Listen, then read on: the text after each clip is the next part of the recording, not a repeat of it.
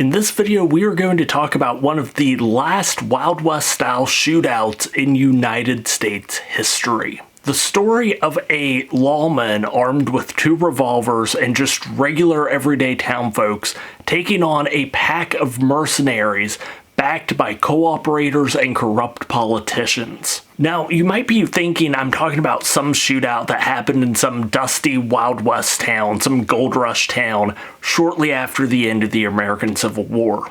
The only thing is, this gun battle happened in southern West Virginia in 1920. Ladies and gentlemen, today we are going to be talking about Sid Hatfield and the Battle of Matewan, West Virginia, aka the Matewan Massacre. Sidney Hatfield was born in Blackberry, Kentucky in either 1891 or 1893. That's what the official sources say. They're not real sure, but they know for a fact it was not 1892. Now, I know what you're probably thinking. If you're familiar with West Virginia history, or really just pop culture history at this point, you're probably thinking a Hatfield born in Kentucky, right on the West Virginia border, was he in relation to the infamous Hatfields from the Hatfield and McCoy feud? And the answer is absolutely. He was, I think, a third half cousin to Devil Enos Hatfield, and was born right at the tail end of the infamous family feud. To say that he probably had a bit of a rough childhood is an understatement. As a child, Sid Hatfield could look across the Tug River and see the expansion of the coal companies into the southern coal fields. He saw the town of Matewan start booming. He started seeing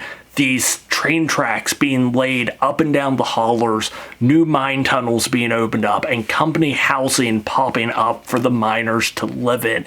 He literally saw the town of Matewan grow to eventually be a town of some 800 people with various churches and shops and lots of company housing that housed numerous miners working in that area. As a young teen, he undoubtedly heard of the Monongah mine disaster, one of the deadliest mine disasters in United States history. Now, Sid Hatfield would eventually work in the mines as a teenager because children yearn for the mine. It's why they love digging holes in dirt and why Minecraft is so popular. They just yearn to work in the mines. He started out working underground and was a very passionate worker. Eventually, he worked his way out of the mines where he worked as a blacksmith, but he always kept a good relationship with the coal miners that he worked and lived with pretty much every day. And he undoubtedly heard of the Paint and Cabin Creek strikes.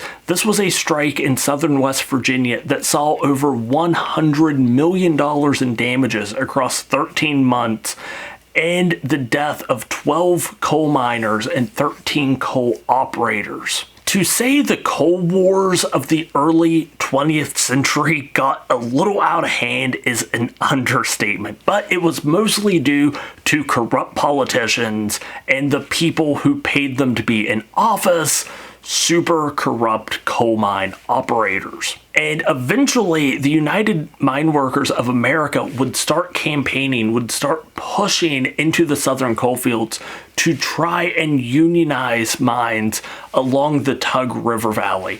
And this is kind of what was the catalyst for what would become the Battle of Matewan. See, Sid had a reputation as a scrapper, a fighter, and a loyal friend to the miners. While working in the mine, he got the nickname Smiling Sid because several of his front teeth were crowned with gold. I'm just going to go ahead and quote James Green in his book, The Devil is Here in These Hills. He said this about Sid Hatfield.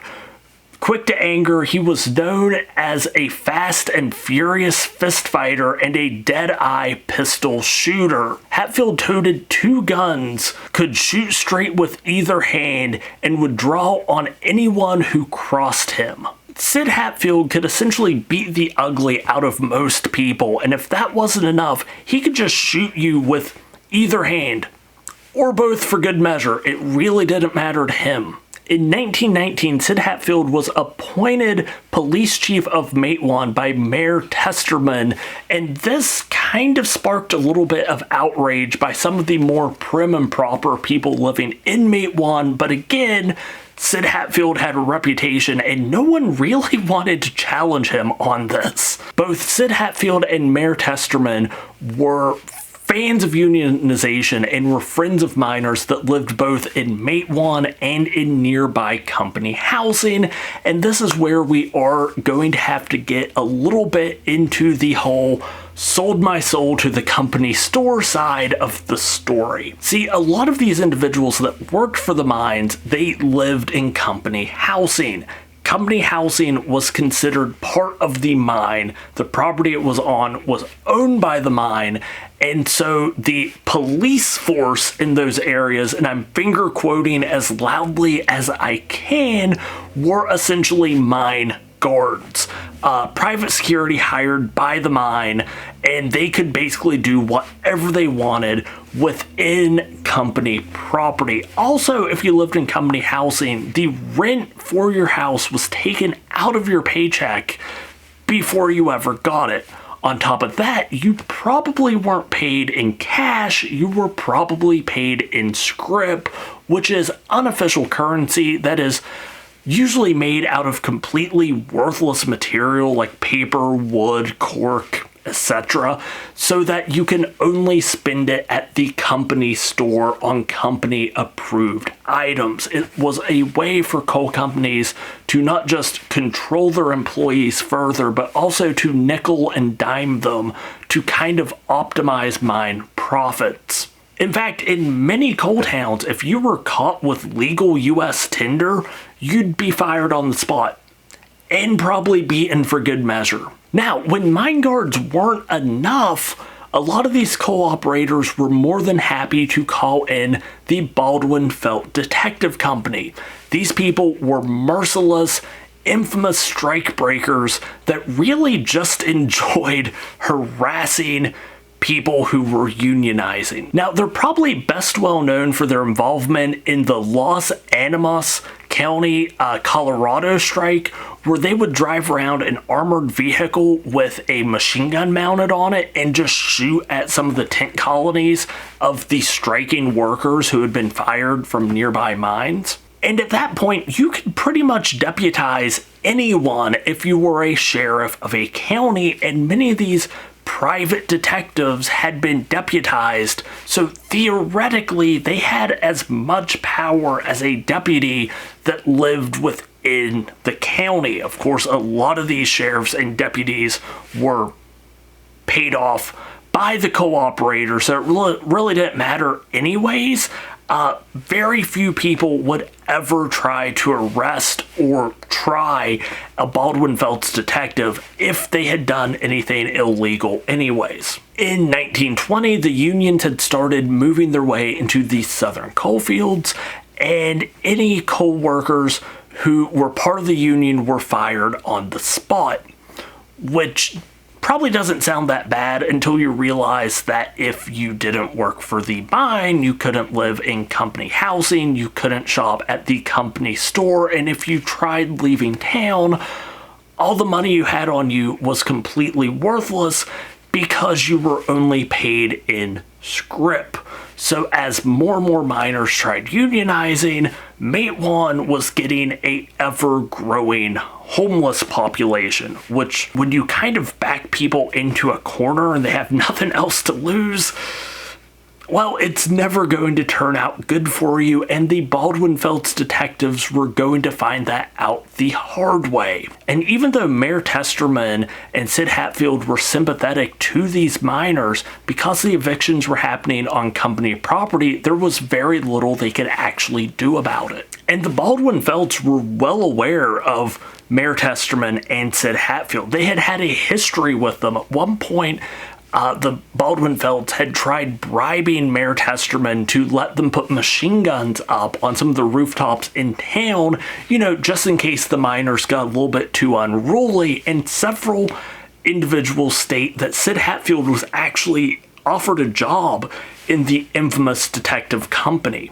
Of course, they refused all offers. As more and more evictions happened, struggles and violence became more and more common. So Thomas Phelps, one of the founders of the Baldwin Phelps Detective Agency, decided to send 2 of his brothers to Matewan to do some of the evictions, because surely these miners and Sid Hatfield would not break the #1 rule of the Fast and the Furious franchise. Surely they would not mess with family. On the morning of May 19th, 13 Baldwin Phelps detectives, of course, with 2 brothers of the founders, Albert and Lee Phelps, began evicting families, throwing their belongings into the street, and just being overall menaces. After spending all day evicting families, and Mayor Testerman and Sid Hatfield really couldn't do anything about it, they devised a plan. While they couldn't do anything about it while the Baldwin Phelps were on coal mine property, when they left property and came back into town, Testerman could technically charge them with carrying firearms within city limits, and that's exactly what Sid Hatfield attempted to do.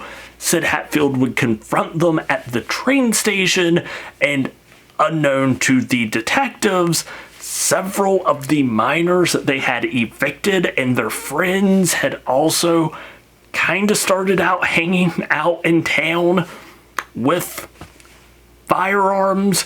You can probably see where this is going very, very quickly. Well, when Sid Hatfield approached them with the warrant that Testerman had made up for illegally carrying firearms within Matewan city limits, the Baldwin Phelps produced their own warrant for Sid Hatfield's arrest. As soon as they produced this warrant, Mayor Testerman looked at it and went, "No, this is fraudulent," and immediately everybody started shooting. This was 100% a "so I started blasting" moment. On one side, you had Sid Hatfield dual-wielding revolvers and a handful of angry, unemployed, now homeless coal miners, and on the other hand, you had 13 private detectives armed with pistols and lever-action rifles. This gunfight went from 0 to OK Corral, like, violently quick. There's debate over whether or not the Baldwin Phelps, they might have had a Thompson submachine gun, but Hatfield was shooting. The Phelps were shooting. There was a hobo with a shotgun there. Probably. Albert Phelps actually attempted to run away from the gunfight, and for a little bit he was successful hiding in a nearby post office until Sid Hatfield found him and just shot him dead on the spot. When the dust settled, 7 of the 13 detectives, including both of Thomas Phelps' brothers, were dead.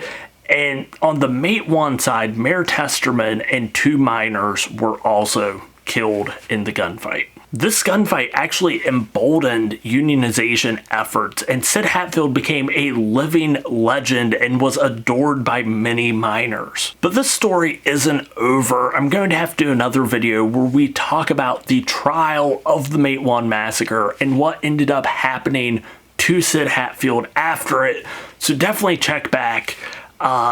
I mostly want to do this video because we're coming up on the anniversary of the Battle of Blair Mountain, and I would just like to talk about some of the events that led up to the infamous battle that there just seems to be overall a lot of misconceptions about. So if you enjoy this video, don't forget to leave a like, click that subscribe button, leave a comment on any other West Virginia events, places, weird history you would like for me to talk about, and don't forget to stay wild, stay wonderful, and I'll talk to you later.